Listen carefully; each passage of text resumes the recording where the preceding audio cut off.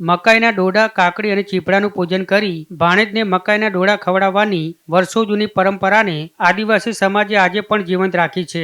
આદિવાસી સમાજની વિશાળ વસ્તી ધરાવતા છોટાઉદેપુર જિલ્લામાં વસતા આદિવાસીઓનો મુખ્ય ખોરાક મકાઈ છે. આથી જ આદિવાસી સમાજ દ્વારા મકાઈનું મોટા પ્રમાણમાં વાવેતર કરવામાં આવે છે અને આ વર્ષે વરસાદ પણ સારો હોવાથી મકાઈના પાકનું સારું એવું ઉત્પાદન થયું છે. મકાઈના પાકમાંથી ઘાસચારો મળી રહેતો હોવાના કારણે આદિવાસી ખેડૂતો પશુપાલન કરી દૂધ ઉત્પાદન કરી પૂરક રોજગારી પણ મેળવતા હોય છે. ત્યારે હાલ મકાઈનો પાક તૈયાર થતા વર્ષો જૂની પરંપરા મુજબ આદિવાસીઓ મકાઈ ડોડા, કાકડી અને ચીભડાને દેવોને ધરાવી ડોડાનું પૂજન કરવાની ગ્રામ્ય વિસ્તારોમાં સિઝન ચાલી રહી છે. જેમાં ખેતરમાંથી 11 ડોડાનું પૂજન કરી 5 ડોડા મામા ભાણેજને ખવડાવે છે અને ત્યારબાદ આખા ઘરના લોકો ડોડાને શાકના પાંદડામાં લઈને ખાવાની શરૂઆત કરે છે.